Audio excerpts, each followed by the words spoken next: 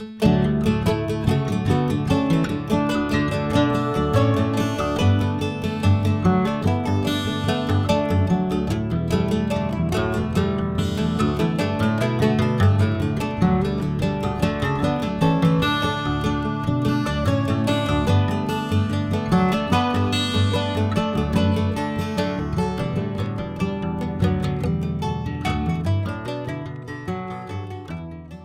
this is Birding 101, learning your birds, a lot of different names. We're going to go into it right away. Before we get into that, however, I'm just going to tell you a little bit about me. So I work for the Audubon Naturalist Society in the restoration department. Um, I do a lot of ecological restoration, working on the grounds at Wood End Nature Sanctuary, our headquarters in Chevy Chase, Maryland, doing like invasive species removal, native tree planting, and wildlife monitoring, that kind of thing. And I'm part of the Chesapeake Conservation Corps, which is this program that matches young professionals like myself with organizations such as nonprofits or land trusts. And I get a lot of professional development, networking kind of thing. It's a really great program sponsored by the Chesapeake Bay Trust. And so bird watching is one of many of my outdoor hobbies. I love being outside. I actually want to become an ornithologist. I want to go to grad school to study birds. So right now, I'm not really an expert, and I'll do my best to answer any and all questions you may have. Feel free to reach out to me by email if you have anything that comes up later on. But if um, yeah, so if you do have any questions, feel free to just ask them in the chat, and we can get to them at the end. We'll have a little Q&A session at the end. Or honestly, if you have a question at any point, since it's just you two, you can just go ahead and ask it whenever. And yeah, so the thing I love about birds is really their immense variety. I think this is really one of the most awesome aspects about them. They vary in habitat. You know, they've adapted to live in deserts, in tundra, in forests, even in cities. So this, immense variety in many facets of their both habitat and the way they look. Take, for instance, the ostrich, the bird that we're all pretty familiar with, this large flightless bird, you know, that massive size, almost refrigerator sized compared to something like the bee hummingbird, the smallest bird in the world, only gets up to about 2 inches in length, and weighs only about 2 grams. That size variety is striking. The ostrich is also a flightless bird. Some birds fly up to 25,000 miles each year, such as the Arctic tern, which lives high up in the Arctic regions and flies all the way down to Antarctica in one season. Birds are typically active from dawn to dusk. That's when you're going to see them most often. But some birds are nocturnal. Take this beautiful barred owl in the top right here, who the owls are actually excellent predators because they are silent flyers, and they also blend really well into daytime foliage. And the same can be said about this common nighthawk, another bird that is nocturnal and has adapted itself to blend extremely well during the daytime when it's resting. And the last thing I want to mention before we move on is just the kind of striking variability between even species, the same species of birds. So we have here the Baltimore oriole, Maryland state bird, and this is the male pictured here, this striking orange belly that it has and this contrasting black head. The female, however, that's not pictured is much more pale and not as really impressive, so to speak. And that's because of courtship and mating rituals that the males are more common to do.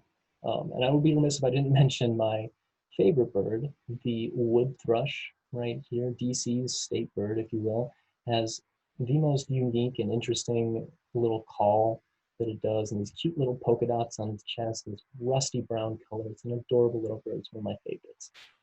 So, when we look at this immense variety of birds, how do we go about identifying them? Well, it's pretty simple, really. We either see them or we hear them. But that can be a little tricky because there are so many birds out there, so many different varieties of sounds and colors and everything that I mentioned before.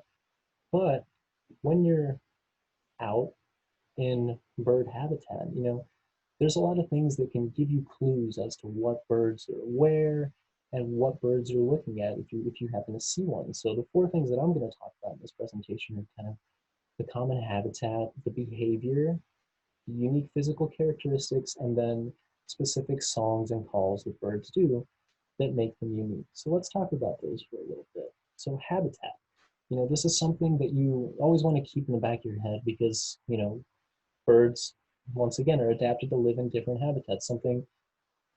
Some birds prefer understory, like this dense undergrowth here. They love hiding there and picking at berries, picking at nuts on the ground, something, or maybe they prefer to nest high up in tall trees. Keeping that in mind when you're in a forest, what kind of birds you're likely to see. If you're in a wetland or around a lake, you're more likely to see waterfowl because they really just they really love habitat where water is present, whether it is for nesting or for food sources of duck and geese and heron, those kind of waterfowl you're more likely to see when you're around a lake. One native bird that is a perfect example of how just habitat alone can be a really good indicator is the eastern bluebird. And this bird is almost exclusively found in kind of these meadow-esque habitats, fields or open areas surrounded by trees, and they love to nest in bird boxes. So if you're ever at a wildlife refuge or nature sanctuary such as Woodend, we have nest boxes set up, and lots of places do this to facilitate native songbird habitat. And bluebirds love this. And so if you ever, walking around in this meadow-esque area and you see a blue bird fly by, you're kind of like cluing into this idea that, oh, maybe that was an eastern bluebird. And if you see a nest box nearby, maybe sit around for a little bit and see if anything blue pops up around there. The next thing I want to talk about is behavior. So this is kind of, it's a little bit self-explanatory, is that certain behaviors are indicative of certain birds. A woodpecker pecks at the wood on a tree. So when you see a bird do this, it is a clue to tell you that it's some type of woodpecker that you're looking at. Robins love to group in neighborhood lawns or local parks on the ground, hopping around, listening and pecking away at worms, and they typically do this in flocks. A native bird that has very characteristic behavior is the white-breasted nuthatch.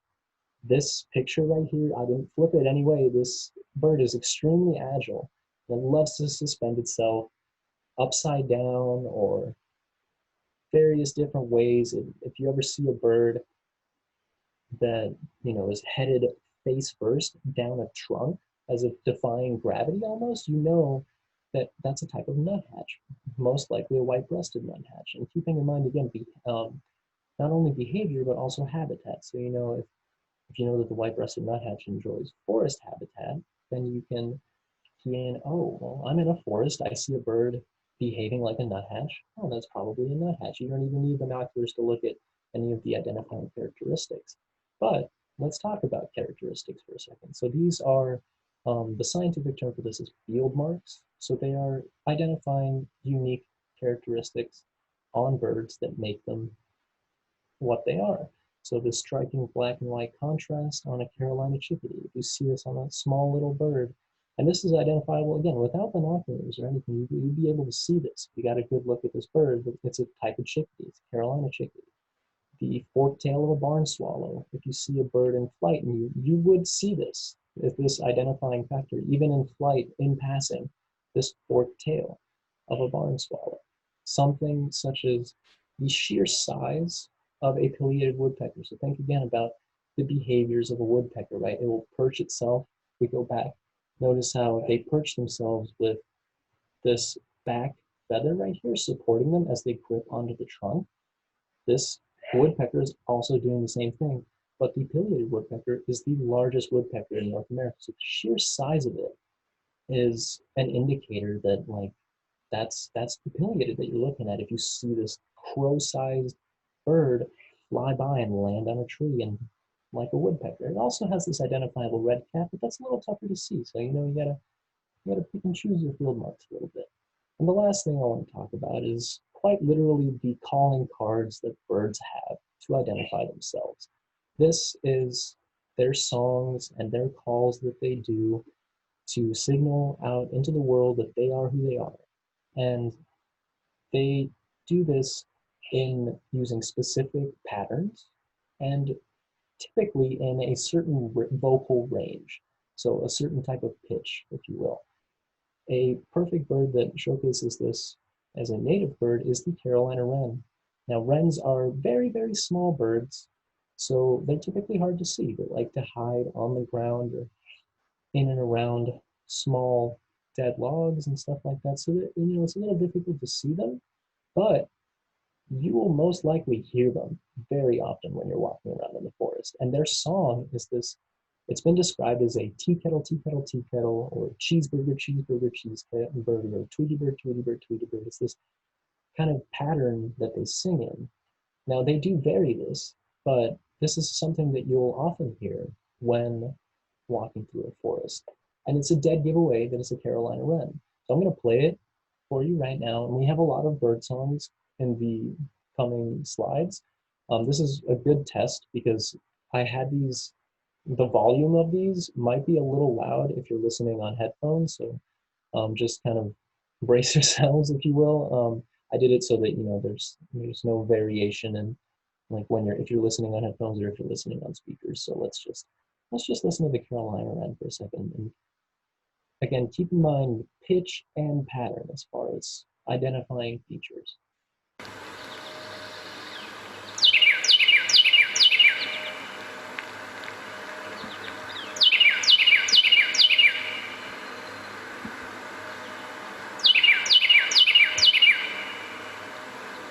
You all heard that, right? Give me a thumbs up if you heard it. All right, perfect. Just making sure the sound works. So yeah, that's the Carolina wren right there, and it's a very characteristic song that it loves to sing in the forest year round. The last thing before we get into our quiz section is that I want to mention is Occam's razor. So this is, best described as if you hear hoofbeats, think horses, not zebras. So when you're out bird watching and you happen to see something or hear something that you think could be rare, it's good to kind of ground yourself. If you didn't get a good look at it or you're not 100% sure on something, especially if you're torn between something that's common and something that's rare. So a great example of this is there is a bird called the scarlet tanager, which sounds like a sore-throated robin. And so the American robin has this very identifying song that we'll hear later on in the presentation. But the scarlet tanager song is described as sore-throated robin. So if you hear something that you may think is a sore-throated robin, you might be inclined to think, hey, that might be a scarlet tanager, but it's not really good to make this assumption. And I only say this is not to discourage you from thinking that, oh, that's not a scarlet tanager, there's no way it is. It's just that, rare birds are that. They are rare, and it's that much more special when you actually get an identifying, like, oh my God, that is a rare bird. I saw it, or I know it was, kind of thing. So that's why I just like to mention, keep Occam's razor in mind, not to jump to too hasty conclusions and identify something that might not be. This slide is just an kind of a list of terms that you may hear when speaking to an experienced birder or an ornithologist. One of them there's a couple here that I want to talk about. So I mentioned already the songs and calls that birds do. So there's a difference between the two. Calls are short and sweet. Birds typically use them to communicate through like to their flock as an alarm of, hey, there's like a predator around or something like that. And it's very apparent because they'll keep calling if there's something going on. And a song is much more long and complex and quite beautiful often when it's done. And this is used more for territory defense or for courtship displays, mating rituals, that kind of thing. And so another term I want to mention is this thing called plumage. So I may have already mentioned it when talking about the owl and the nighthawk. It's just basically the kind of look of a bird in terms of its color and the feather patterns it has. So you'll hear that often. It's like, oh, a bird has a certain type of plumage or something.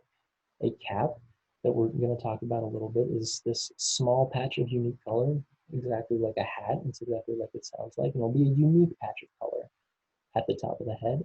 And when we get into talking about blue jays and cardinals, I'm going to mention a crest, which is this kind of formation of feathers that forms like a tip, almost like a mohawk on the top of the head of a bird. All right, so now it's time to learn some of our local birds. We're going to go over 10 birds. Each slide is going to list the habitat, behavior, physical characteristics, the song that I talked about before of each of these birds. And I'm going to play the song for you, or the call that's typically associated with this bird to give you an idea, put a face to a name kind of thing. And then I'm going to test your knowledge through 3 quizzes. And once I talk about a bird in the slides, it's kind of like a cumulative quiz thing. So any bird is fair game once I talk about it. None of the birds I talked about before, such as the eastern bluebird or anything like that, you won't be tested on those. But anything that I talk about from this point on will be there. And the highest scoring participant will receive a free 1-year membership to Audubon Naturalist Society. So Jess and Keith, I know you don't need to participate, but you will get that membership for joining us today. So congratulations already, but I still hope you participate in the quiz. It's a fun time. I think Bradley is also going to participate in the quiz, so it should be fun. So with that in mind, let's go ahead and start this quiz up real quick here. All right, so just mute that. And so if you could just enter that into, go to this website, join, and then just enter this game pin right here. And it'll ask you to put in a nickname of some sort, do whatever you like. See, Bradley's already in here, didn't do a nickname because he's just Bradley. But yeah, whenever you're ready, we will move on.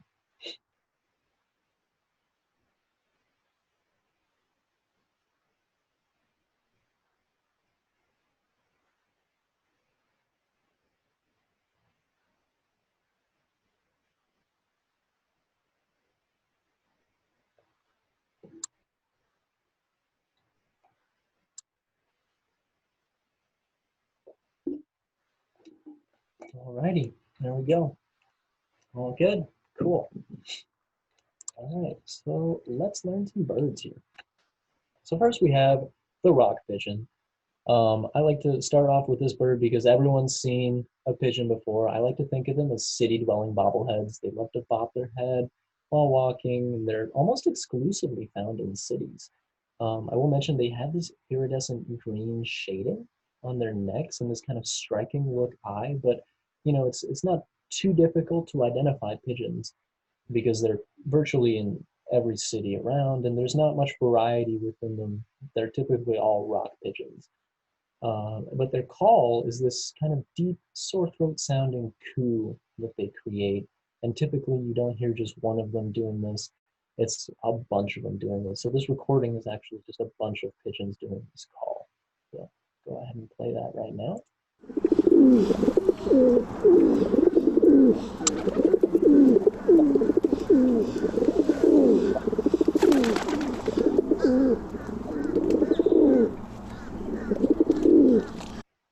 Yeah, there you have it. It's very, very consistent kind of cooing that's happening there. And definitely kind of like warbled or sore throat sounding, excuse me. Fun fact about pigeons, though, they are actually excellent navigators. They were used in both World War I and World War II as messenger birds. And it's said that they can navigate the Earth using magnetic fields and find their way home blindfolded. So, they're neat little birds, even though they're so common. Next, we have the house sparrow. So we've all, again, probably seen this bird around. I like to think of them as pesky little birdies because they are, in fact, an introduced species, and they often invade native songbird nests and peck out the mother songbird and just take over the nest for their own. And so some people really don't like these birds. I like to think it's not really their fault that they're here. They were introduced from Europe. So, they're a very, very common bird found often in neighborhood city parks. If you're ever out at a restaurant eating outside and there's some leftover food on a table or on the ground somewhere to the side, these are the first birds that are going to come hopping through the little gate or anything and start pecking away at the food there. I will notice, this is the first example that we have of this kind of male and female variety that I was talking about with Baltimore Orioles. So it's pretty apparent here with the male, this coloration, this brown patch that they have, and this contrasting white right here, whereas the female is not so striking in her head. But they have a very similar pattern on their wing shape. So their call is this series of similar sounding cheeps. Again, probably something that we've heard a lot, and I hear this virtually every day when I'm out birding because they're so common and they love making noise. So just keep in mind this very consistent cheap sound that they like to make.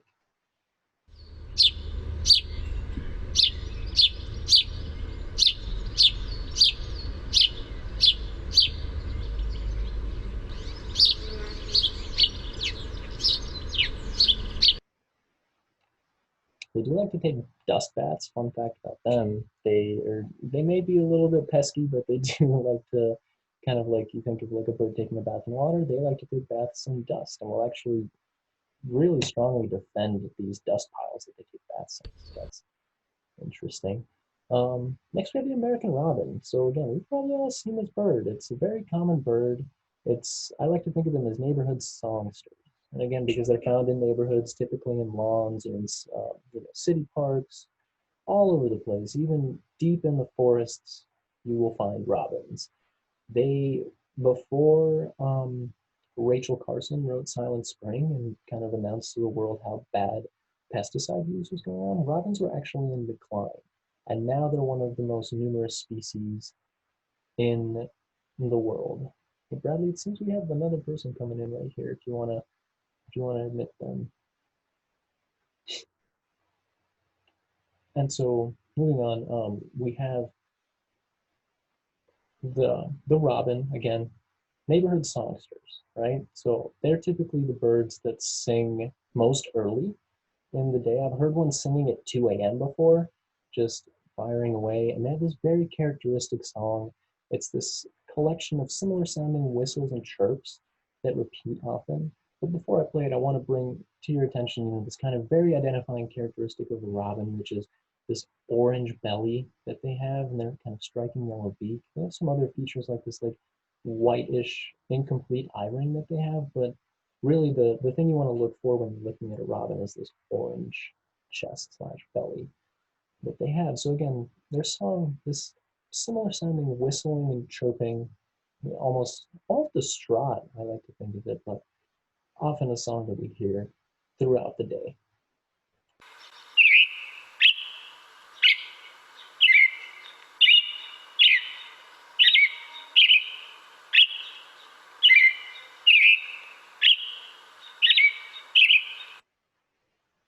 And there you have it. That's the robin for you. So now we're going to move on to the blue jay. And I like to think of this bird as a colorful trickster. Note the striking color that it has, right? That beautiful blue, almost scale-like pattern on its wings and tail that's going on here.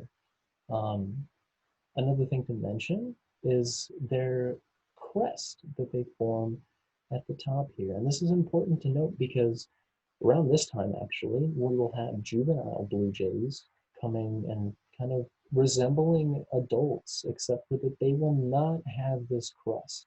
So a good way to tell a juvenile from an adult blue jay is that you won't see this crest here.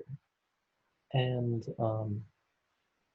so blue jays are, again, found in various neighborhoods and parks and forests, kind of getting a little bit more towards green space, away from cities a little bit. And they are part of the family, the corvid family. So they included in that family are ravens and crows. So they have a very crow-like sound to them, and they're also extremely smart birds. Their call is often similar to a crow. It sounds like this loud jeer that they generate. So I'm going to play that for you right now, just to get you an idea.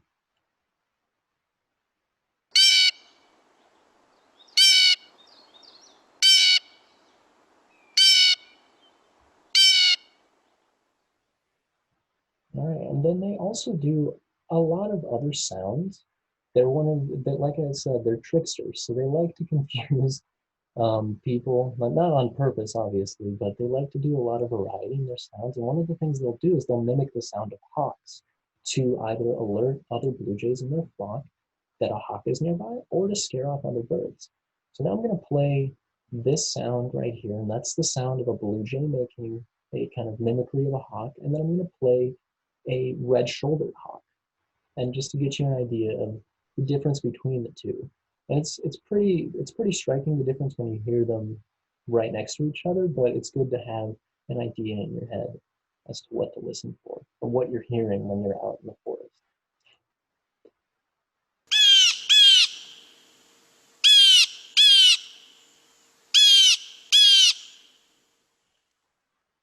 So that's the blue jay, and now we have the red shoulder.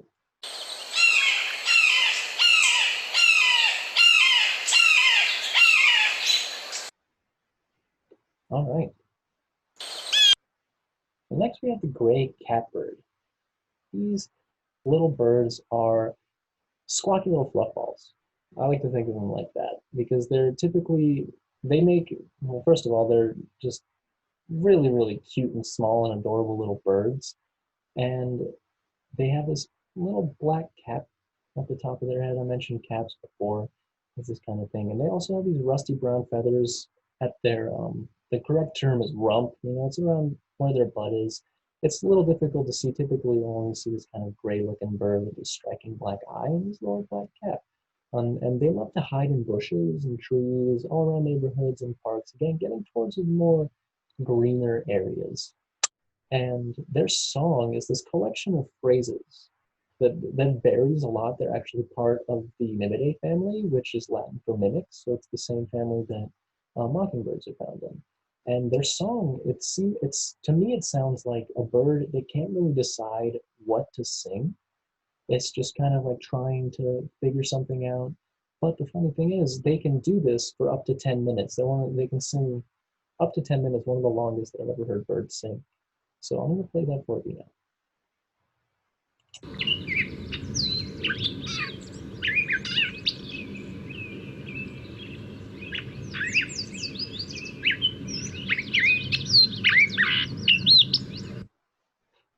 There you have it. And notice it's a little squawky, right? And it's got a little bit of almost cat-like, would you say, sounding. And the reason catbirds get their name actually is from their call, because it's this very shrewd sound that they create when they're calling, hence their name, and it sounds sort of like a cat.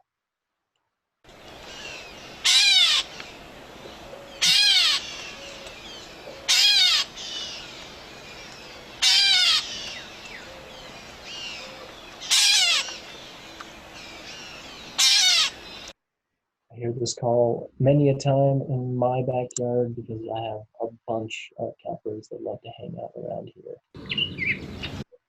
All right, now it's quiz time. So we're going to be testing two bird sounds right now. So get out your Kahoots. And first I'm going to play the sound and then I'll pull up the Kahoot and you can answer that one and then we'll go back. So here we go. First question.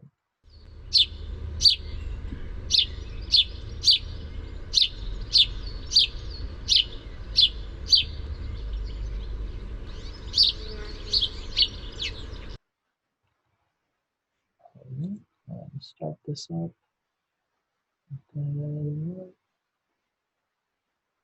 So name that bird.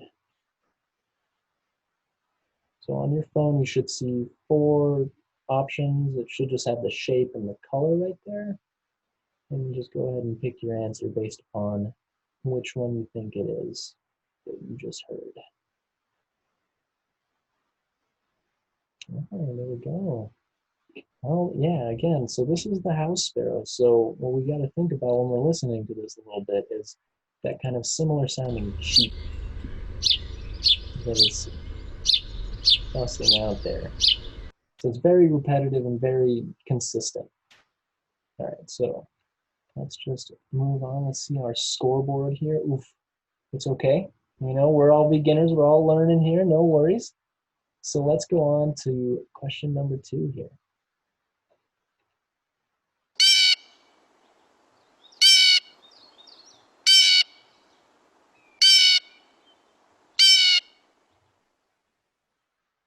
go. Ready? Name that bird.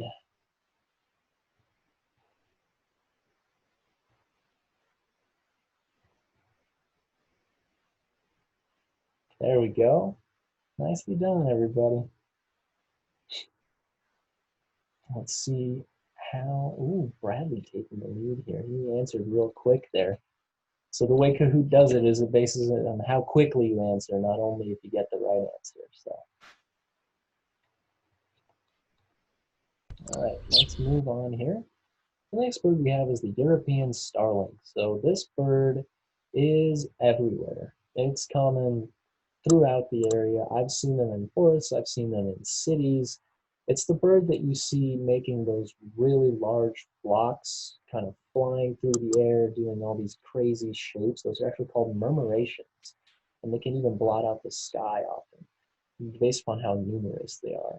So the adults have this iridescent kind of purple green look to them, almost as if they've been dipped in oil kind of thing. And notice that they have this yellow beak, whereas the juveniles don't really look anything like their adult counterparts, and they even have a black beak here.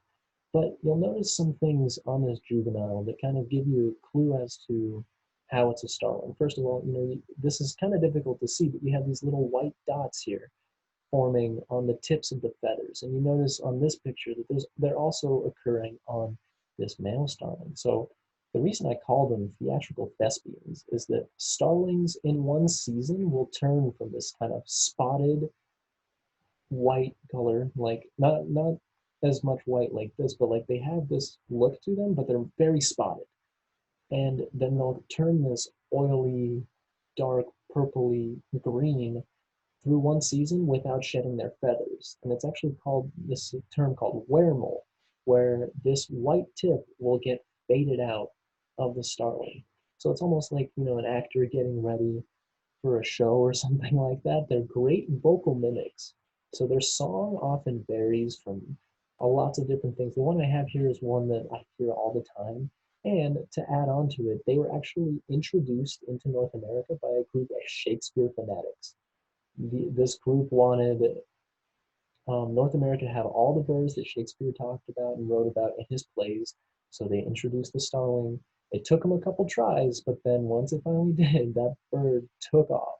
So they are incredibly numerous here. Um, and they're often seen in flocks feeding on lawns. You'll see them all over the place. It's kind of hard to miss. I will say their song really isn't a good identifier of them. If you do happen to hear this, you'll know it's a starling, but it's just they vary it so much that it's difficult to see. But often this is what you want to look for, is this bird that's kind of like dipped in this striking yellow beak. Go ahead and play that mimic or the song that I hear most often.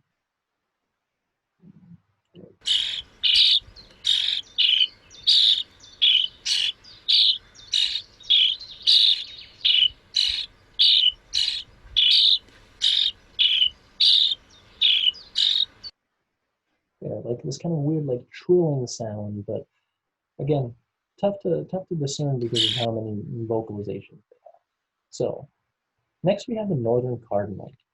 I love these little birds. They are so beautiful. Brightly colored red male is very often seen singing in all hours of the day. This is very common in suburban neighborhoods and forests, getting a little bit more towards like greener areas, but sometimes you see them in like city parks and stuff. Definitely in the suburbs. They love the suburbs. And they have this so the reason I call them actually whistling warriors is because they're very territorial. There are documented videos and accounts of cardinals actually attacking their own reflections in car mirrors or in windows and stuff. So when it comes to breeding time, they get very territorial and they love to sing. Notice so the striking difference between the male and the female again. The the crest is common on both of them, but then you have a much more pale look to the female. Again, this is due to like courtship displays and whatnot. But both of them have this really striking red beak that is very identifiable of both cardinal sexes. And so their song, like I said, Whistling Warriors, is a series of whistles and chirps strung together. And this is a great place to talk about the kind of variety that birds can do, because the cardinal loves to vary their phrases that they do. But I, again, want to emphasize that the pitch and kind of like the general range of their vocalizations will remain the same. So I'm going to play two of their songs for you, and just see if you can listen for that kind of pitch that you want to kind of key in on when you hear a cardinal. And again, it's going to be a whistle, but just take a listen.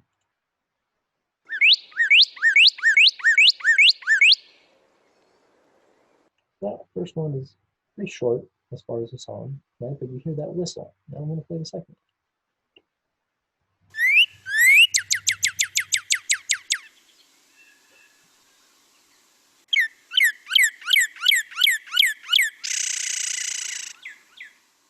Lots of variety in that second one, but again, you hear that kind of whistling and general kind of pitch that remains the same there. Moving on, we have the mourning dove. These are beautiful, elegant little birds. I like to think of them as suburb-dwelling bobbleheads. We have the city-dwelling bobbleheads, the rock pigeon. These are commonly found in more suburban neighborhoods. They love to perch on power lines and fence posts. They also love to bob their heads while walking, though, and they love to walk on the grounds and lawns, just looking for things to eat and things to see, I guess.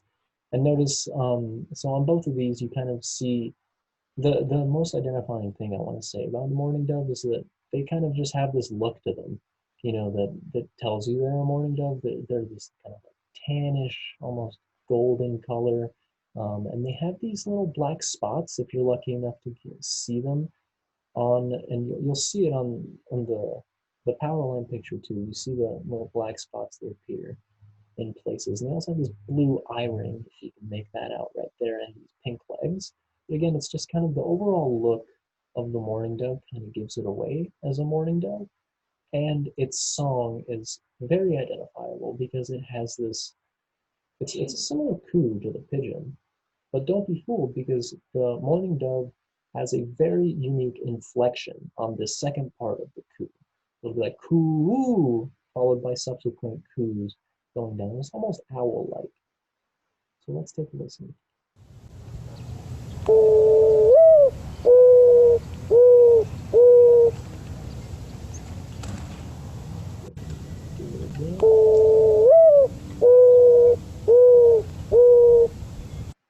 yeah, that's what you want to listen out for, and that's probably something that we've all heard in the mornings of just, just this, that inflection is what you want to listen for after the coos.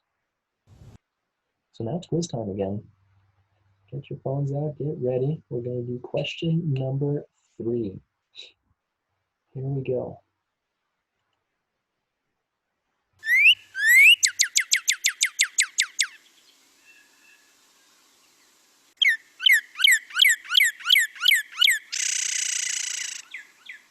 All right.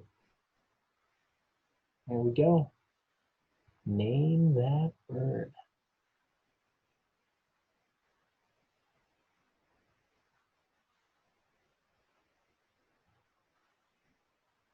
Nicely done. Nicely done. There we go. Awesome. Let's check the scoreboard now. Ooh, there we go. Keeping it tight. Keeping it in there. I like it. That's what I like to see as a teacher. Everybody getting it right. All right. Here we go. Question number 4.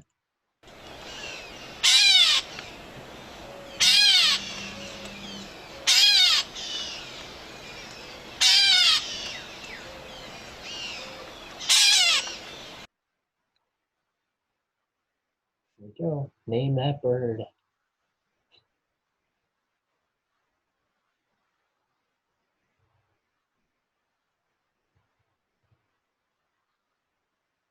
Nicely done.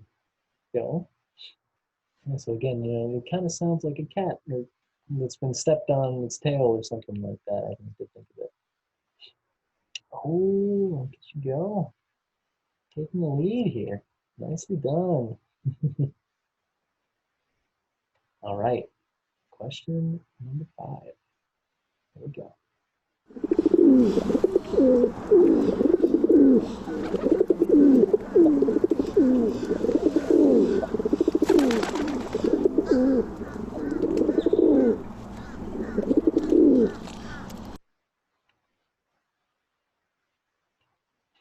Name that bird.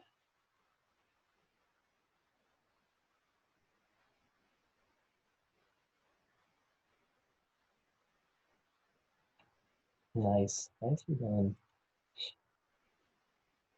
We're jumping up a little bit. All right.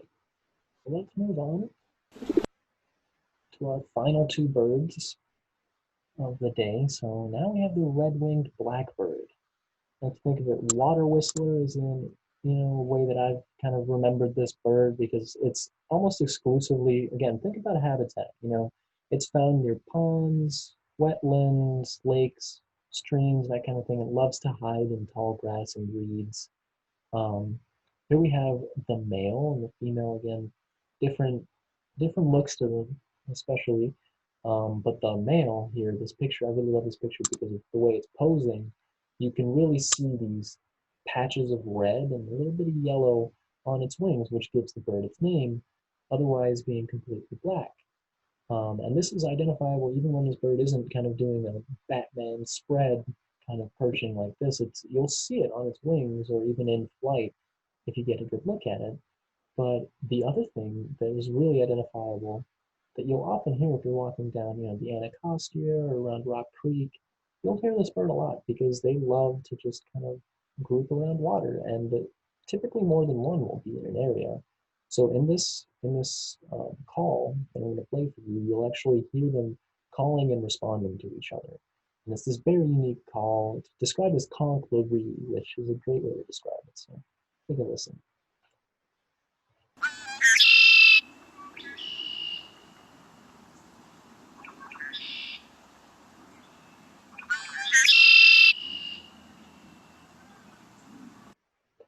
Both male and females will do that call to each other to kind of show that they're where they are or what they're doing. So last but not least, we have the common grackle. This is often confused with crows and with ravens, and you'd think, looking at this picture, how it's a very different bird. But I will say this is the male.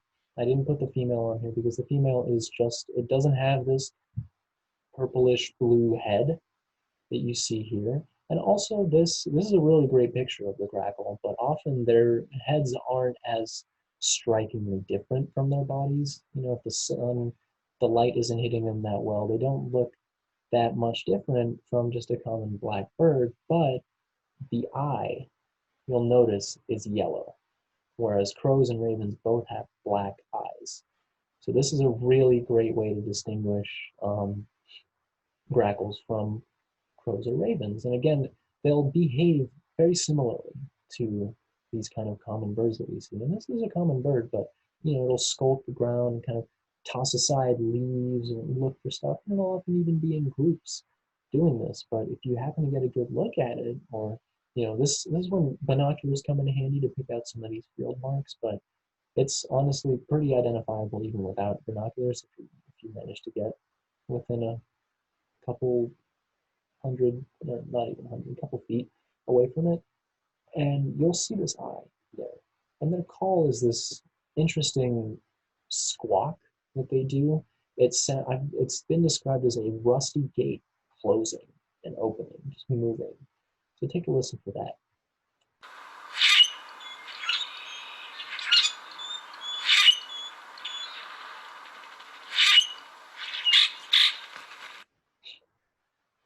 All right, here we go.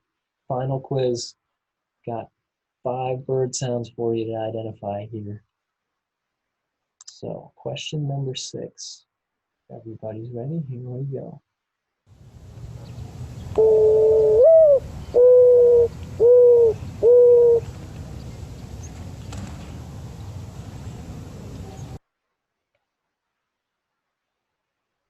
Name that bird.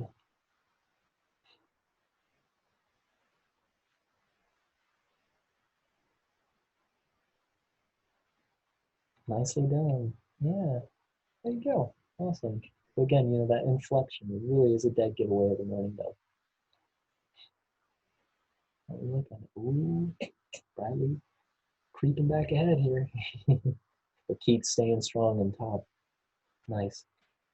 All right. Question number 7.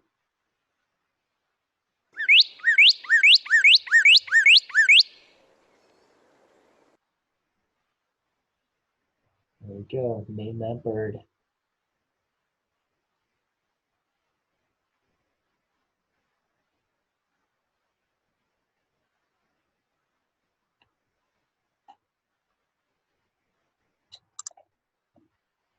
Alrighty.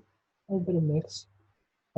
Keep in mind when you're thinking about it, how to remember this. It's, again, that real whistle that it produces. It's very iconic.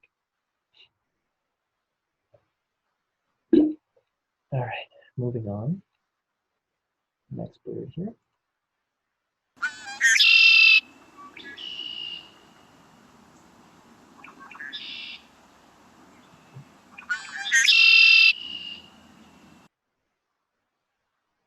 Very unique bird call.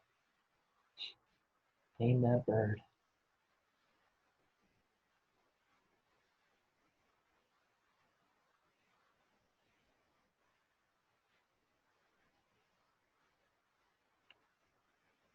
Hmm. Okay. Let's see. All right. Well, good job, Keith. Yeah.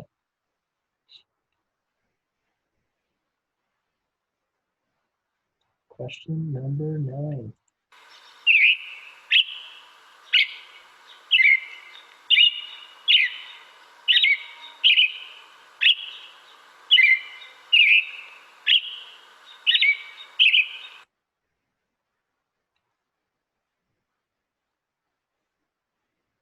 Name that bird.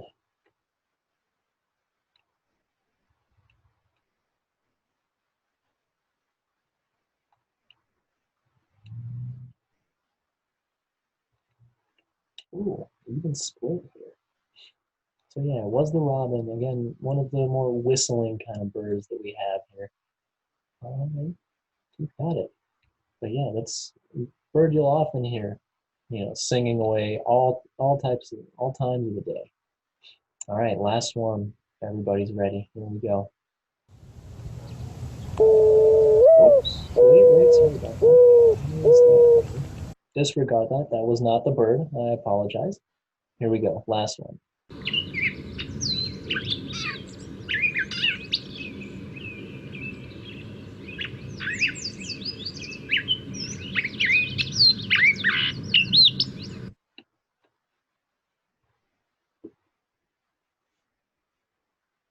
Name that bird.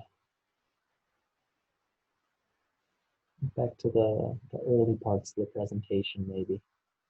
You need a hint. Go. All right. Well, there we have it. Let's see who placed. Good job, Jess. You know, we're all beginners. We're all learning. It's all good. There we go. Oh, man. First place. Keith. Congrats. So, yeah. Again, you two are the winners of our prize here, which is a free 1-year membership to Audubon Naturalist Society. And that can, if so, the way we're going to do it is towards the end, if you want to just if you can just email me some contact information so that we can get that sent out to you. I'll go ahead and do that afterwards. I still have a little bit of the presentation, but we can do that afterwards. Get you all set up. And thanks to Bradley for playing as well, keeping things a little interesting there. All right, let's move on. So, I've been showing all these fun facts about the birds. One not so fun fact, to kind of bring things into perspective a little bit, but there's hope. Many bird populations are in decline due to habitat loss, habitat fragmentation, pesticide use, a lot of things. Birds are a little bit of our more sensitive species when it comes to wildlife. But, planting native trees, restoring local ecosystems can really help protect them. And this doesn't have to be, if you don't have a backyard or something like that, you don't have to go out, but you can support organizations that do these kind of things or protect your local parks or your local areas. I will just jump down real quickly to this. This doesn't apply strictly to just forests and wild places far away. A lot of the coolest birds I've seen have been just in my neighborhood or in my local park. So these birds really do just enjoy green space. They really need it to survive. So protecting these areas from development and urban expansion is can really go a long way. The last thing I want to mention, so Bradley, if you don't mind sharing this link, so window strikes are one of the biggest problems facing birds because um, they they can't really discern windows from open space. So they'll see a reflection of trees and think that they can fly through that. And unfortunately, that is not good for up to 1 billion birds die each year from window strikes. There's a lot that you can do if you are noticing window strikes. You can please follow the instructions on the link that Bradley sent. A lot of good information there, as well as if you have a bird feeder, it's good to either put it right up to the window and then have something clearly designated there is nowhere for a bird to fly through there, or to keep it a little bit further away from the window so that they don't really even think about coming through that way. And again, both of those things are good to do as far as just protecting your windows or masking them in a way so that birds don't confuse them. So yeah, now that you've gotten a little taste of birds, if you want to go bird watching, here's some tips. So again, best times to see them are when they're active. Obviously, most birds are active from dawn to dusk. Um, I will say that the best time to go see them is either really early in the morning, so like sunrise. Birds love to get up right when the sun, even before the sun. I always hear them even before sunrise, just cackling away kind of thing. And so this is when you'll see the most birds and often rare birds, as well as if you're getting into, the evenings or when it's a little bit cooler in the day, especially on hot summer days, birds start to become a little more active, trying to get some more food before settling down for the night, something like that. So these are the best times to go bird watch. And when you're bird watching, it's important to kind of keep in mind that patience is key. Walk slowly, don't go in large groups. If you do happen to go in large groups, and you have a lot of people, it's good to split up, like just a little bit within like 100 yards of space, just because birds really do pick up on large things or like large groups of things, and they won't stick around for that. They'll fly away somewhere where they're not being disturbed as much, and you want to reduce noise as much as possible kind of thing. But it's, just walk slowly and really take in the sounds of the forest, and you'll see things. They'll show up because they're shy, but they're not completely, you know, completely hermits, as to say. And it's good to, again, because they love green space, visit areas with low amounts of people, not a lot of noise other than natural noise kind of thing. Lots of green space, few people. It's definitely good to invest in some kind of binoculars if you can, and use bird ID tools such as field guides, or moving on to my next slide, there's a lot of great apps out there that you can use. I think Bradley just sent the link to this bird watching app called Merlin, and it's a really useful app, especially when you're starting to get into birds, to help you even with the common birds that I mentioned, because it takes into account where you are, what time you're seeing these birds. It asks you questions like what size it is, what were the colors, what was it doing, like habitat, behavior, unique physical characteristics, all these things kind of just turn into one app, and then it gives you suggestions. And these suggestions are generated based upon all those things. And then it also gives you, along with all the suggestions, like sounds, common sounds that this bird makes. So you can play those and you can listen to them and see if you're hearing something similar to that. It's a really great app to just kind of help you learn. And it goes a long way even with rare birds too. The other app I want to mention is eBird. So this is if you're starting to really get into bird watching and want to track your kind of sightings and everything. This is good not only for personal gain, but also because it's a community science app. So all of the stuff that you're inputting into this helps scientists, researchers, conservationists with locations of birds, kind of densities of bird populations, if you're seeing like a bunch, and you can enter bird type that you see, the amount that you see, anything unique about them, such as like breeding and stuff. It's got a lot in it, but at the bare minimum, that's kind of like what you help out with, is just helping scientists track where birds are, what birds are there, and how densely populated they are. Be sure to check out the ANS shop. So your membership comes with a discount for the shop. So a lot of great things there as far as field guides, and they can be very in depth, compared to Merlin, where it's kind of like a very short and sweet description. These field guides can be really descriptive. This is kind of like for if you're really interested in getting into bird watching as a hobby, it's a really useful thing to check out some of these field guides that we have. We also have bird seed, bird feeders, and our shop can give recommendations for binoculars. You can even go and try out different types of binoculars, see what feels right, what looks good, kind of thing. Our shop experts, our shop owner is really good at giving recommendations for those kinds of things. And we do online orders there. So when things start to open back up a little bit more, Audubon also does beginner bird walks, where there will be a experienced birder who will kind of meet with you. I think 9 a.m. Saturday mornings, maybe 8 a.m. Saturday mornings. And so you can go, and Woodend is one of the best places to see birds. I mean, it's one of the reasons I've become so into birds this past year. There's just so many beautiful birds out there, and you're guaranteed to see some. Even if you don't go early in the morning, you will see some birds, either at our bird feeders or in our forests on our trails. So be sure to check us out. Um, so yeah, thank you very much. If you have any questions, please feel free. So the bird calls, is it usually only the male bird that does the bird calls, or is it the female too, or does it depend on species? Is it most? It definitely depends. Yeah, it definitely depends upon species. I will say, as far as calls are typically both.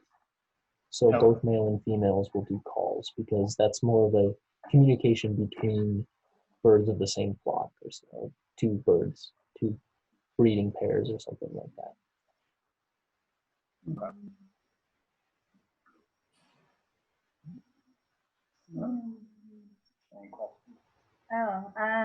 We were at Rock Creek Park on Friday, and we saw a really big bird, like a heron or crane. And we actually saw it it found the fish, and and then we saw it like eat the fish, and then it went back into the river again, and we didn't know, is it fishing again, or if it was like just hanging out in the water, like it just ate, and then it was hanging out in the water again. We didn't know if that kind of bird, like how often it would eat a fish, or if they just like hang out in the water even when they're not eating. Is that common? We weren't sure what it was doing, like behaviorally after it ate. Interesting. So I think, I mean, the most common like heron-looking bird you'll see around here is the great blue heron.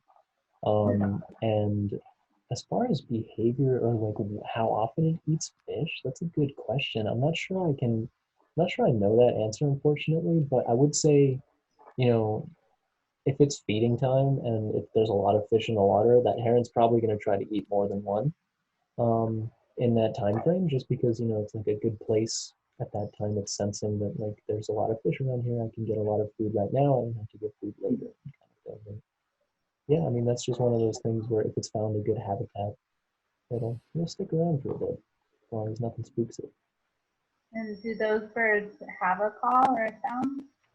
They do, yeah. So if you're actually interested in looking at like any bird that you see, I have that last link. I don't know if you sent that one, Bradley, the All About Birds website. So this is by Cornell Ornithological Lab. They created this website that basically has any and all birds on there. And if you go to there and go to that website, it's really great to just enter, and they'll have the calls, the different varieties of like subspecies, male and female, a lot of different things on there. And yeah, the heron has this really interesting call. It's almost like alien-esque, really. It's really honestly kind of scary a little bit. You don't picture such an elegant bird having such a like strange and scary call. But, yeah, it's cool. Yeah, thank you. Of course.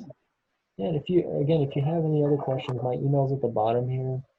Feel free to just, like anything comes up, or if you have a bird that you want to identify, you get a good picture or something like that, then I'll do my best to answer it. Yeah. Oh, great. Thank you very much. It was really enjoyable. I enjoyed the game. It was a nice way to get you to really try and memorize the Yeah. bird calls, or at least really start listening. It's a different thing. Yeah. Thank you both for coming. I really appreciate it.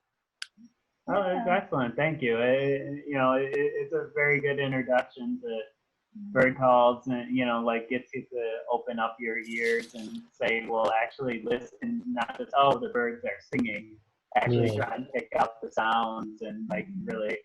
So it's great. I like that a lot. Yeah, and I will say, starting out, that's one of the toughest things is like when you're in a forest and there's just so many birds singing at the same time. It's really difficult to kind of key in on specific ones. And if like nowadays, when the trees are all leafed out, it's also kind of tough to see them. So like, you really got to just be patient and keep your ears open. It's the best way to go about it. And it'll come along, like all of these common birds, especially like once you get a couple of their calls down and stuff, it really just starts to come naturally.